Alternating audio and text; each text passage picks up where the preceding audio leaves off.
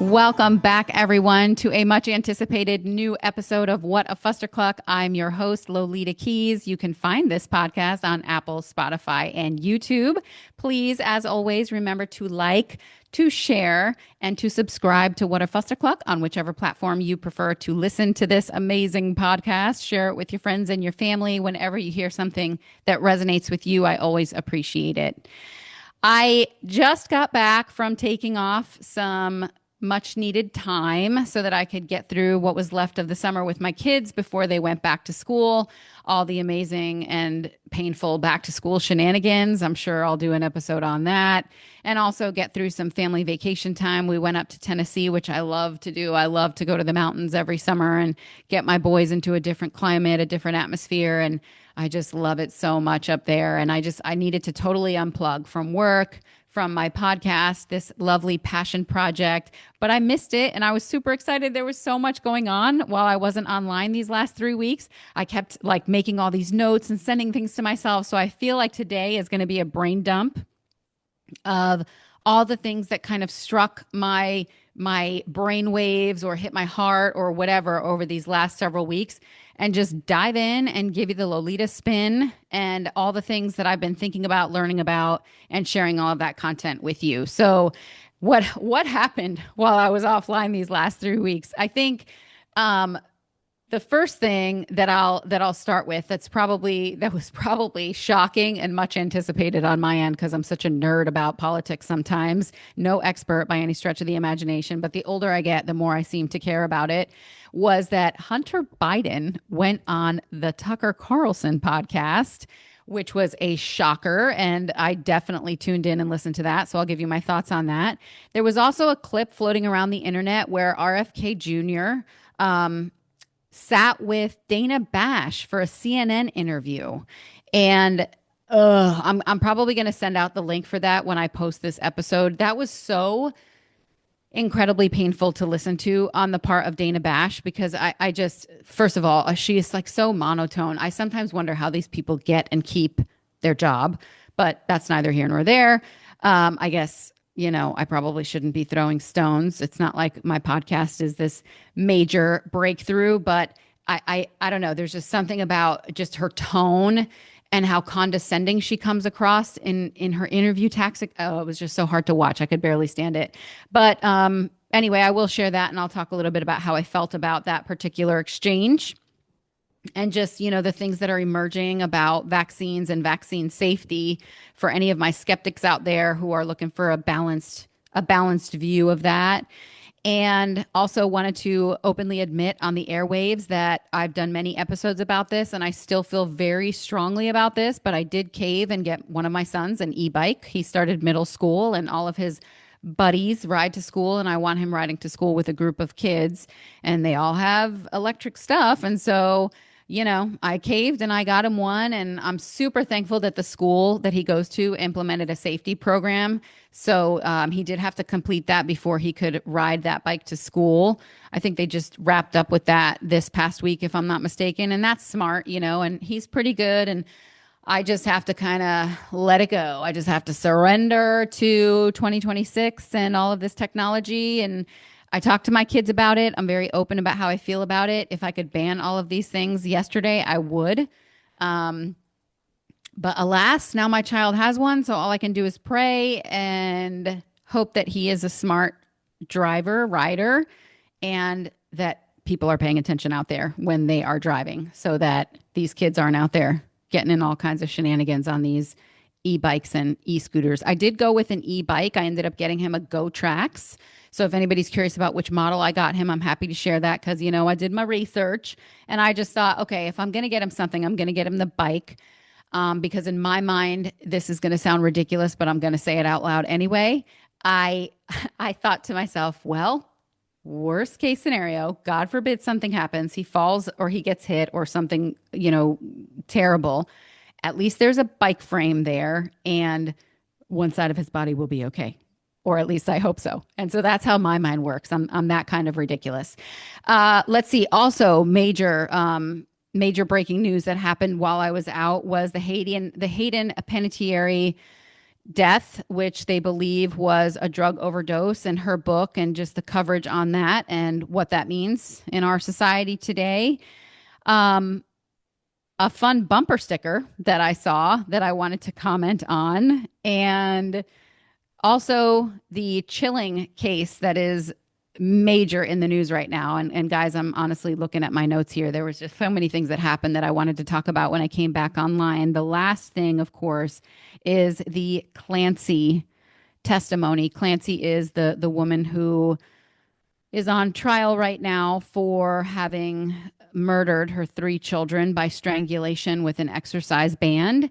And I want to talk about that too. I have a lot of thoughts on that, and I know the internet is kind of blowing up about it. So let's just start with that. What are the facts of the case that we know so far? Well, to my knowledge, I'm going to read verbatim. Okay, so the core allegation is the prosecution is saying that Clancy planned the murders before faking a suicide attempt, strangling her three children, Cora, 5, Dawson, 3, and Callan, 8 months old, on January 24th in 2023, after sending her then husband Patrick out to run errands. According to earlier reporting, police say she strangled each of the children with exercise bands and then jumped from the home's second-story window and was paralyzed from the waist down in the fall. The theory of the motive, prosecutor's central argument, is that this wasn't a psychotic break, it was deliberate. Their argument is that Clancy deliberately killed the children because she wanted to take them with her when she unsuccessfully tried to kill herself that night. In other words, not an insane act, but a premeditated one tied to her own suicide attempt. Some things that they have presented to back up that claim are digital forensics. Their final witness was Ian Whiffen of Celebrite, a digital forensic company who also testified in both the Karen Read trials, presumably speaking to phone device data and timeline evidence, so her search history. Her own writings. Prosecutors had a state police investigator read aloud from Clancy's notes, where she wrote about the challenges of raising three young children, calling her inability to parent each child like her first the root cause of all our problems, and describing feeling, quote, sleep deprived and paranoid, end quote. They also entered journal entries and phone affirmations from the month before the killings, including lines like, quote, I will overcome postpartum anxiety and depression, end quote, and, quote, I am a great mom, quote, likely used to show she was lucid and self-aware, not detached from reality. And lastly, video testimony from her ex-husband. They played a video of a family outlining an elicited testimony from Patrick Clancy, including that her cuts were deep and there was blood everywhere when he found her. Where things stand today, the prosecution rested its case on Monday, August 17th, 2026, after 14 days of testimony. The defense has since begun calling witnesses, starting with Clancy's mother, who recalled a conversation from December 2022, weeks before the killing, as they build their case around an undiagnosed postpartum psychosis defense. She faces a mandatory life sentence if convicted. All right. So a few things I want to say about this. I have seen this explosion online of mothers out there doing these like postpartum rage videos, or I don't even know what you want to call them. But I just want to say on the record that I find these to be disgusting and disturbing. So as someone who suffered from postpartum depression myself, it's all too real that this occurs and can happen. And I just want to say that when you're a mother, especially a mother of your second child, in her case, your third child, postpartum depression is real. Insomnia is real, and it only adds to the imbalances going on in your mind and body when you are just utterly sleep deprived. I've mentioned on historical podcasts I've done, previous episodes I've done, my battle with insomnia for years before I finally got that under control. Thank God. It's such a game changer. Getting a good night's sleep is a game changer. And I'm just so thankful that I got to a point in my life where I was able to get that under control. But speaking from self-experience, I can tell you that there were many times during my postpartum depression and my state of insomnia where I did feel like I was going crazy. However, in my particular case, I did not ever feel like hurting myself or my children? Did I feel hopeless? Yes. Did I feel scared? Yes. Did I feel utterly exhausted and sometimes crazy, like I was going to snap and just, have an all out meltdown? Yes. Did I ask for help? Yes. However, with my background, which I've shared with my parents and their struggles with addiction, I'm also very aware of psychiatric medications and honestly how dangerous they could be. That's not me saying that in some instances they don't help some people, but for the most part, they are way overprescribed, in my opinion. And in this particular case, one of the excerpts I pulled up when I was doing the research about what was going on, that stood out to me is that she had been very open, I think, and talking about her issues and her postpartum depression. I've seen a lot of quotes about her cries for help, if you will. But the other thing that stood out is court disclosures and toxicology results showed that in the 4 months leading up to this tragedy, Clancy was prescribed a rotating cocktail of 13 different psychiatric and sleep medications by various providers as she sought help for severe postpartum anxiety, insomnia, and depression. So I see this case in many ways and very nuanced. I want to just be 100% clear for the record. I in no way, as a postpartum depression previous sufferer myself, as I said, I never would have dreamed of hurting myself or my children. I just wanted to feel better so that I could be better.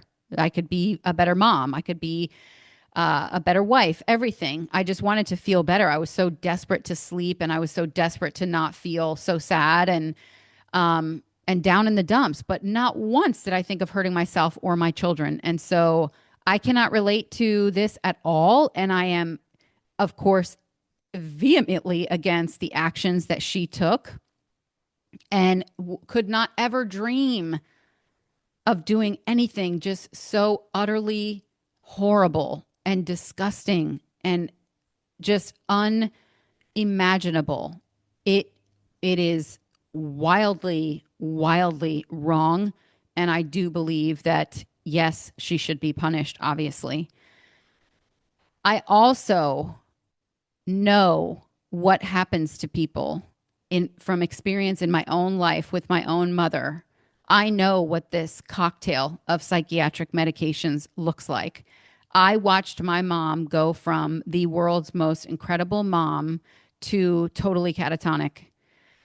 And the reality is that while Clancy should be held responsible for what she did, I also truly believe that the medical establishment needs to start taking more responsibility for what is happening to people day in and day out. And all of these ridiculous internet videos that I'm seeing of these women going into the woods and like with other women and rage screaming or going into their bathroom and throwing ice up against the wall or whatever. None of this resonates with me. I personally think it's freaking crazy. Motherhood is so hard. It's so hard. But this type of behavior doesn't resonate with me because it's also the most amazing blessing and biggest joy to have babies and raise these children. And it is the most challenging, most fulfilling thing that I have ever encountered in my life. And I know so many others who feel the same way. And so seeing these videos going around of moms holding their babies and just like crying into the camera in full hair and makeup, it's so heartbreaking to me because it's a true indication that our society is just so effed up. And this goes back to some of the episodes I have done about feminism and, this radical feminist ideology. And are mothers more stressed than ever before? I mean, like, I guess you could make the argument that we're not having to carry our babies while running away from a lion or a saber-toothed tiger or something. But, this society that we have built, especially in the United States, where moms are not only momming, which is the hardest thing. It is the hardest thing. But moms are also working and still doing all the things that moms do typically in a household, in a marriage, in parenthood, and they're simply not getting the time that they need for the self-care that they need.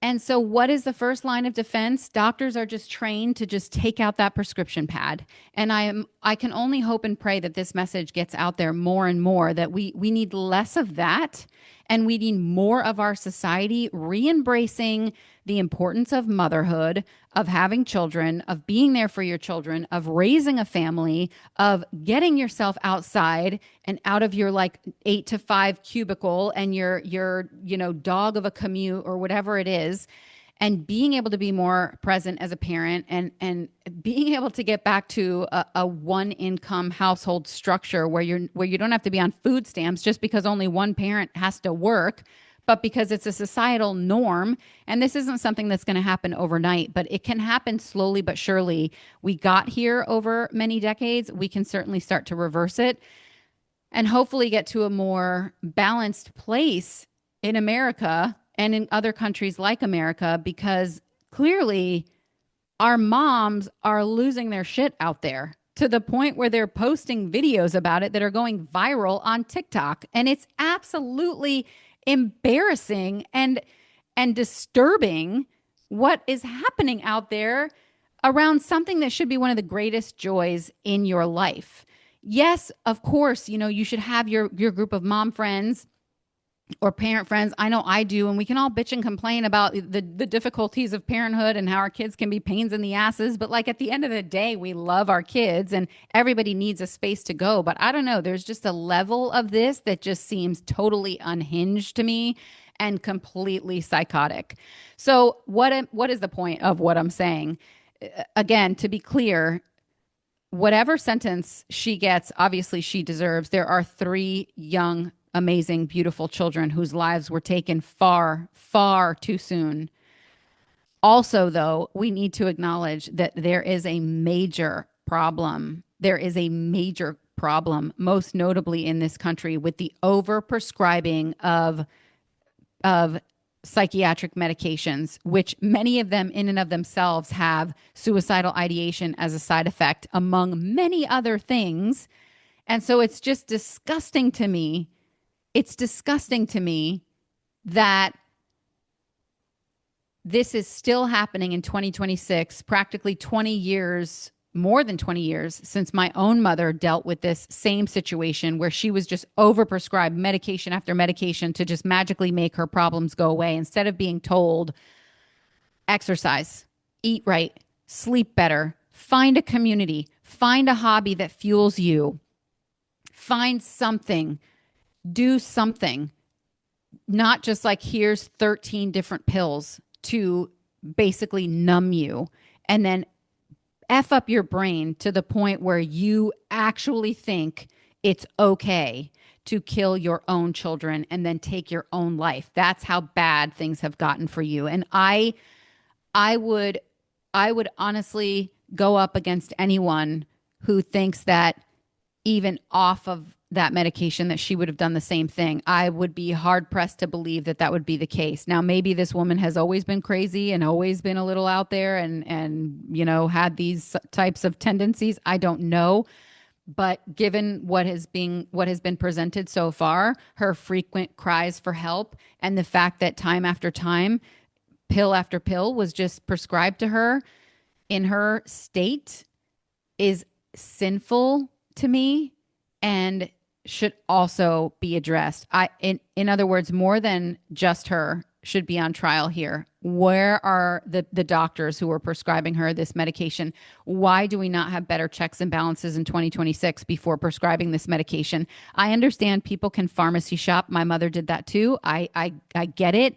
However, there are many electronic databases out there now that can connect the dots here, not to mention if you're going through an insurance company, all of this is on record. At what point is somebody flagging all the stuff you're taking?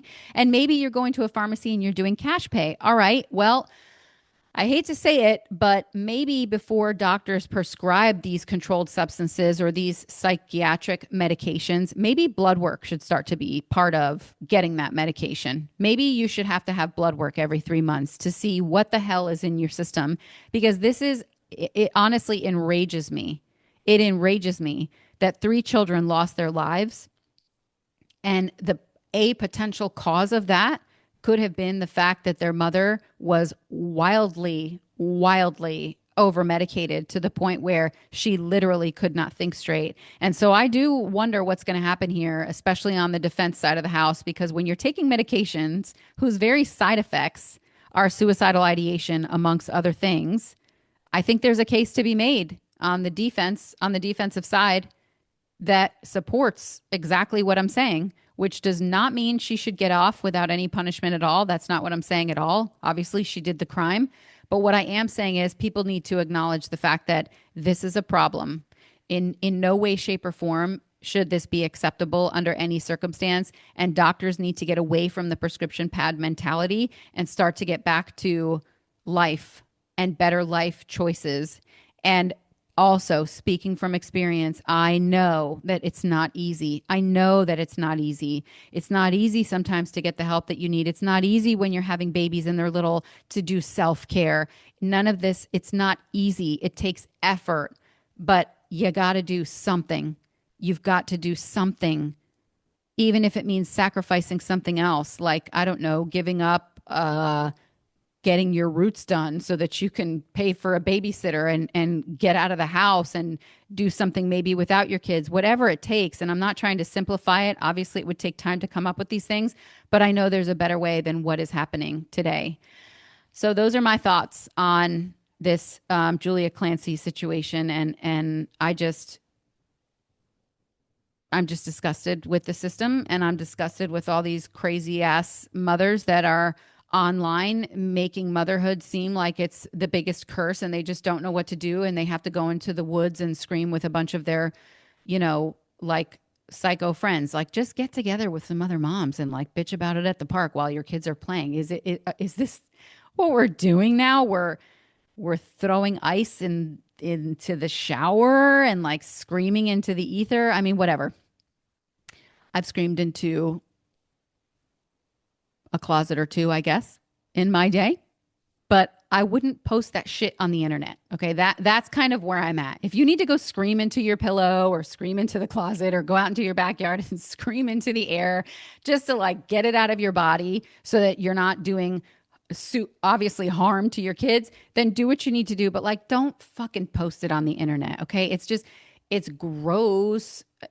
To me, it's just gross. I'm sorry. I'm sure I'm going to get lots of hate mail on that, but it's how I feel. So I'm always open to be convinced to a different frame of mind. So feel free to challenge that. But that is my opinion, and I'm sticking to it.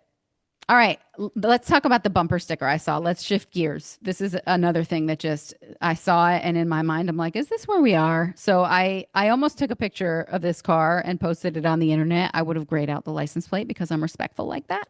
But I saw this bumper sticker that said "Home Birth Mama," a home birth mama bumper sticker. And I thought, okay, is this where we are today? Is this where we are? I'm not the type of girl that's like, I don't hang out with other girls. I don't like girls. I don't hang out with other women. Like, I only hang out with guys because girls are too much drama. I love guys. I love girls. I like hanging out with all of my friends. I cannot stand when I see things like this. It's like, should I get a bumper sticker on my car that says C-section survivor, like emergency C-section mama? You know what I mean? No. Like, the implication of that bumper sticker is that you are so much better than other moms because you had your baby at home and you're so proud of it. You're going to put it on the back of your freaking minivan. It's just like, what? Of all the things that you could put on a bumper sticker, home birth mama is where your mind went. Yeah. Why do you care? Why do you care, Lolita? I care because, yeah, it's a trigger. If I'm being honest, it's a trigger because, again, in my mind, the implication of that bumper sticker is that home birth mamas are so amazing and they're the best. They're so great that they have to put it on a bumper sticker and wear it like a badge of honor. Ladies, When will we get to the point that we realize any way that you bring your child into this world is a miracle, regardless of the location of where that child pops out of you? When are we going to get to the point where we're going to stop competing with each other as mothers about who's giving their kid the unpasteurized milk and who's giving their kid non-organic, store-bought, pasteurized milk? In my opinion, when you know better, you do better. You should not ever make people feel worse than they probably already do about themselves. And I'm sure some of you guys might say about the episodes I've done on video games and getting your kids cell phones too soon and e-bikes. Remember, the point is, I'm just trying to give you information. And I'm also trying to tell you the things that I'm struggling with, the decisions I'm struggling with in my own life. My purpose is not ever to make anybody feel worse about themselves. It's to give you the information so that you can make more informed decisions. It's not to crap all over your parenting style. If so long as you are raising your child healthy and well to the best of your ability in your given circumstances, then kudos to you, congratulations, and Godspeed. Why do we need a bumper sticker on our car that announces that we are a home birth mama? Email me, whatafusserclucklk, or message me on Instagram or Facebook and give me your thoughts on the bumper sticker. Does it strike a nerve with you too, or is it just me? And I know I need to get over it. I saw it. I laughed about it, and I thought, what an asshole. And those are my feelings about that. All right, let's talk about the Tucker Carlson and Hunter Biden podcast. Why was this so shocking to me? Because, hello, Tucker Carlson is one of the people who went all in on the Hunter Biden laptop, which was a true story, by the way. And I can also tell you that since listening to that podcast, there's quite a few people out there who debunked a lot of the things that Hunter Biden said in that particular episode. But here's where I'm at with politics. The last 8 years, I have just been going so much further into politics than I ever thought I would, or that I ever thought I would care about. And one thing that I realized after this Trump presidency is you can't trust any of them. You can't trust any of them. I'm sorry it took me this long. There was something about this particular coalition and all of the people coming in that I was so hyped about, because I thought, this is it. Like, some of these people, they're not like your typical swamp people who've been in government for, all these years and whatever. And these are the same people that were sounding the alarm about the Epstein files, like Dan Bongino and Kash Patel and all of these people. And I was so stoked for RFK, because I thought, all right, sweet. Now we can get all this garbage out of our food and people will actually start caring. And, we can get the Roundup under control and hold Monsanto to account, and all of these things that I had all of this hope for, and Tulsi Gabbard and the whole sort of superhero crew as they were painted coming in. And I thought, all right, these are not establishment, these are not establishment people, right? Just maybe we can start to make some really radical change that will shift things in the direction. We can get over this whole woke ideology thing. We can start to just get away from that, right? But no, I was wrong. Now, have there been some wins? Yes, there have been some wins in this administration. But there have also been massive disappointments. So seeing Hunter Biden sit down with Tucker Carlson, my big takeaway from that was, are we at a point now? Are we at a precipice now, a point in our politics where will things start to shift? Will the paradigm start to shift? Is there an opportunity for a proper and much needed third party? Can that be a reality? And I know even before that interview, he was sitting down with like Joe Kent, Marjorie Taylor Greene, Thomas Massey, all of these people who people are kind of alluding to the fact that this is going to be sort of the new coalition, and will Tucker run, for the next presidential term, blah, blah, blah. All I care about is people coming back together from across the aisle. That is all I care about. We have been so divided over these last 8 years into our political camps. And I fully understand now the media the multimedia, mainstream media, whatever you want to call it. I fully understand now how the propaganda machine works. I get the rage baiting. I get that it's what they want is to keep us fighting. The fact that you can have a friend in your life who's of a different political party than you and they're no longer your friend or you cut them out of your family life all because of politics just talks about the state of the world where we are today. So to see people from across the aisle coming back together, I'm hopeful about that, and I really want to see more of that. Being mindful that not everything is as it seems, and you shouldn't take everybody's word for it. You should always do your own research and challenge your own thinking. Interact with whatever AI you're using today and ask it to challenge your own beliefs and your own thoughts and listen to the argument on the other side. I've been saying this since I started this podcast. Just like you diversify your financial portfolio, you must diversify your news sources, especially your political news sources. You need to be hearing from both sides of the aisle and try to figure out where is the middle and look for the balanced argument. So there's a lot more I could say about the Tucker Carlson Hunter Biden interview. I feel like he's totally rebranding himself, and great, that's fine. I'm happy for him, whatever. But I think a lot of the abuse that was captured on video and in text from him to women is disgusting. And I think I don't care how many times he says he understands how blessed he is to have gotten the pardon that he got from his dad and how nobody else is going to get that. Yeah, like you're damn right. Nobody else is going to get that. Nobody else is going to get that. And now we have to see you out there on your freaking tour, your sobriety tour, and listen to you and blah, blah, blah. And to me, it's just all bullshit. I don't know. I'm not buying any of it. That's awesome that you're rebranding yourself because you're a father. I also want to say, and this is going to come across pretty shocking because I'm coming down pretty hard on him, but you guys, he was in a car accident as a young child where his mother and his sister were killed. Who knows what kind of damage that did to him neurologically? You know, he's done a lot of crazy stuff in his life, sleeping with his sister-in-law after his brother died. I mean, just wild, wild stuff that maybe you and I could never comprehend. But I will say that when you zoom out right to the big picture, it's more than just the things that he did as an adult. I do take into account people's childhood and the things that they were exposed to and et cetera, et cetera. But, you know, then as an adult, obviously he had a certain level of entitlement that I just don't think he ever got away from. But none of us, unless you've experienced what he's experienced, none of us will ever know what that was like to be in that accident at such a young age with a father in politics, your mother dying, your sister.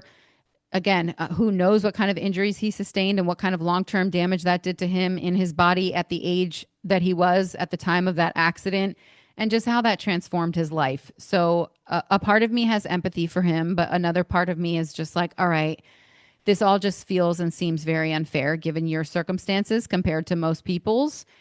And so it's just unrelatable, I think, is my overall feeling about him. What else? Oh, Hayden Panettiere and her recent drug overdose. So my initial reaction to that was, yeah, like another one. And then I started learning about the book that she had published and the boyfriend that she had and just all the chaos and the drama. And she was a childhood star. And what does that do to a person? What's the psychological damage of that? And it's just nothing pains me more than women who end up in abusive relationships and stay in those abusive relationships. And I cannot relate to that whatsoever from a physical abuse standpoint. Now, have I been in relationships in my life that I'm not proud of, where I probably could have been treated better by the guy that I was with? 100%. Was I much younger? Yes. So I could always use age as an excuse, but still I could also blame my father because I didn't have a loving father at all. So I really didn't know what a strong male role model looked like or what a good guy really looked like because I didn't have that in my own dad. So there's the psychology there. However, I certainly knew enough to know that I would not tolerate anyone putting their hands on me and physically assaulting me or abusing me. And there seems to be this really interesting dynamic with, I guess, men and women, because this happens to men too, where you're physically abused and you go back again and again and again and again. And I don't understand that. I hope I don't ever have to understand that. I do wish, again, going back to the criminal justice system and who are all the responsible people for things that happen. And I just feel like there is not enough done to domestic violence abusers. They are often taken in and then they are let out. They're often bailed out, sometimes by the very person who they abused or hit or whatever. I mean, the whole situation is just it's such a mess, and I don't know what the answers are there, but I will say that her passing is obviously sad. It's gotten a lot of attention because she was a celebrity, but there are people out there who this happens to all the time. And if you know someone who's in this type of relationship, or you yourself are in this type of relationship, I hope you hear this episode and I hope that you do what you need to do to get the help that you need and to get out of it, because I'm going to tell you with 100% certainty that is not normal. It's not normal. And there are probably people out there who honestly like it. I mean, everybody's got their own kink or whatever the hell they think is like a turn on. And maybe some people like getting physical. It's a reality. But if you don't like it and you don't want it to happen and you keep going back, at some point, you got to ask yourself, like, what the hell am I doing here? What am I doing? And you also need to come to grips with the reality that the person who's abusing you is not going to change. They are not going to change. I don't care if they go to therapy for 20 years and come back into your life 20 years later. No, it's a hard no. You just can't. You cannot let someone repeatedly abuse you and think that they're going to change. There's something wrong with them, and the sooner you can get away from them, the better, because it only gets worse. And sometimes people often end up dead in these types of situations. So look for the signs early. Oftentimes it's control, it's manipulation, it's extreme passion. I love you, falling in love quickly, moving in together quickly, all of these different types of things that are the hallmarks of men and or women who typically elicit this type of behavior. If you are seeing those signs, abort mission. Abort mission. If you've already been abused, get out of there. Just get out of there and don't go back, because the more entangled you get with these people, truly, truly, the harder it is to get away from them, and the more toxic it can become, to the point where situations like this happen or worse. So that's my thoughts on that. A book that was brought to my attention recently called The Digital Dilemma. Guys, I recommend, if you are looking for a book to read, go out and read this book. I posted on the What a Fustercluck Facebook page today an episode where Dr. Phil talks. This is so timely, coming off of my podcast with Miss Kim Short. If you haven't listened to that, please go back and listen to that. And just what's going on in our education system in this country. It's utterly embarrassing, and we need to start to course correct sooner rather than later. The damage that came after COVID to our children's education it's just awful. It's awful. And the fact that we are literally lowering the bar for kids to get A's using different standards from what we used to, we are robbing our children of a formidable future.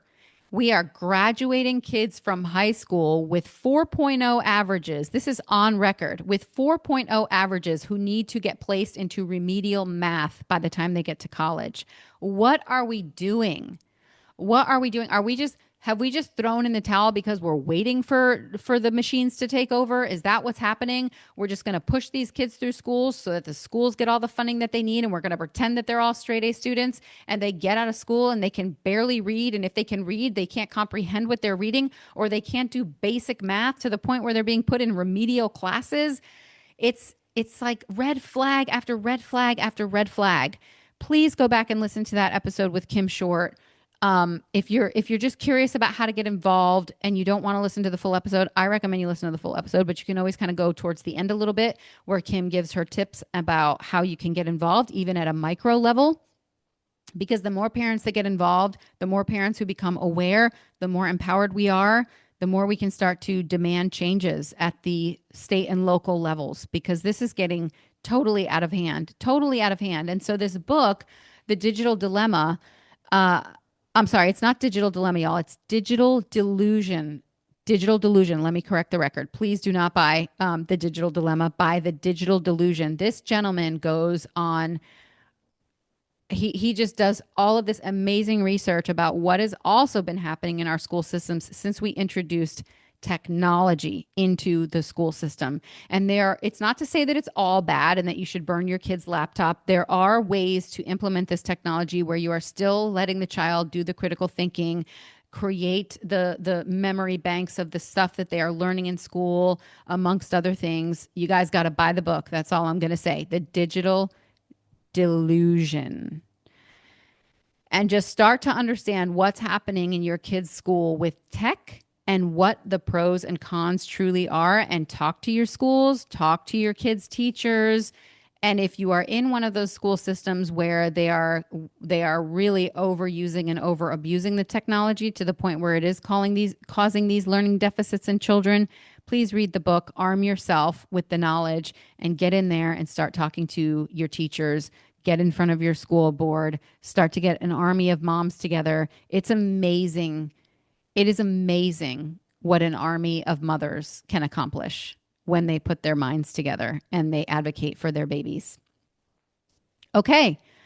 I think I covered everything. I'll leave you with one more fun story that happened. We didn't get into the RFK and Dana Bash thing. I'll have to save that for another episode. I want to play some clips from that interview. I know it's probably a little bit stale in the ether. We move on from information so quick, but I do want to play some clips from that particular interview.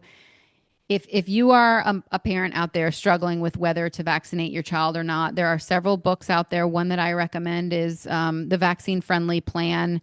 If you're someone who's interested in doing some but not all vaccines, there's another one called, I think, A Case for the Shot or something along those lines that goes into some statistics about vaccinations. But one of the other things that they highlight in the interview is the COVID vax for children and all of the drama around that. So if please feel free to Google that, you guys, if you're interested in watching that exchange.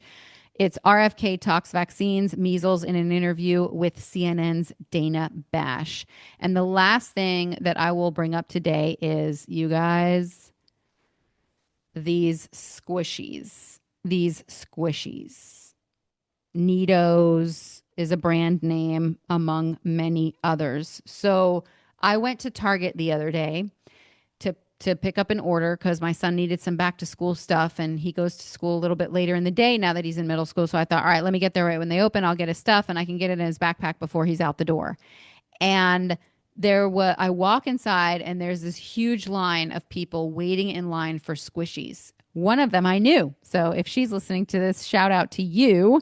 She's doing something pretty awesome and getting these highly sought after squishies, which who knew? My kids want these things, and I'm constantly like, this is junk. It's just gonna end up on the floor, whatever. I have let them buy a few, and that's the funny thing, is that all of these people were waiting in line for the release of these, and you could only get one per household. And it was just insane. And in my mind, I'm thinking, well, all of the gift shops in Tennessee were fully stocked. So maybe everybody just needs to hit up a gift shop and get these things. I don't know. But it's also the price point too. So at Target, I think they were priced for only $6, which is way cheaper than you can get them online. They're selling online, you guys, for $20, $25. In fact, my son actually bought one for $20 and sold it for $40. And then I was done with that. I'm like, this is crazy. I can't have you hustling kids for Nidos. Maybe I should, I don't know, and pad his bank account a little bit, but it's just oh my God, I cannot, in my right mind as a mother, I cannot let another child actually spend $40 for this piece of just goo. I can't condone it. I want my kid to be successful and be entrepreneurial and sell stuff and make money, but I cannot condone that type of highway robbery for this stupid toy. that is just all the rage right now. So needless to say, I'm standing in this line. I see this mom friend. She's telling me, that she's been trying to collect these because she's putting them in gift bags for her daughter's team, which I thought, first of all, how thoughtful. And second of all, kudos to you for getting in this freaking line and getting this damn thing. On the flip side of all of this, though, is just the utter hysteria over these things, which it's so easy for things to go viral nowadays. And when I think back on all the things that have gone viral that my kids have asked me for, and even in the moments in my own life where I've caved and bought the damn thing, and how they play with it for a few weeks, and then it's gone. It's just like, ay. I don't know. So shout out to the parents out there who are keeping up with all of these trendy things and sacrificing the time to go out there and get in line and get the thing, because I'll close this episode sort of with where we started, on the sad note of this Clancy case that's out there right now. It is amazing the lengths we will go to make our kids happy. It is amazing the lengths that we will go. We will get in that damn Target line and we will get that damn Neato if our kid wants it bad enough, because we like to see our kids happy and we all love our kids. All right, everyone, that was a total brain dump on my part, all the things that have been going on. And I know there's even more things that I texted myself and wrote notes about that I wanted to go through on this very first episode after my summer break. But I just wanted to get it all out, get it out of my mind, get it into your ears. The takeaways, again, are if you know someone who is suffering with postpartum depression or depression of any kind, if you know someone who's just wildly over-medicated, if you know someone in an abusive relationship, if you know someone who's struggling with the decisions on whether to vaccinate their kids or to not vaccinate their kids, try to get these people help as best you can. Like, make it your mission to try to help these people so that these tragedies don't happen, and so that we don't have all of these freaking moms on the internet in groups screaming into the woods and throwing, raging in their shower and taking these heartbreaking videos, holding their babies as if their babies are just this nuisance in their life instead of the blessing that they truly, truly are. Get these people some help. Be a shoulder that they can cry on. Report it.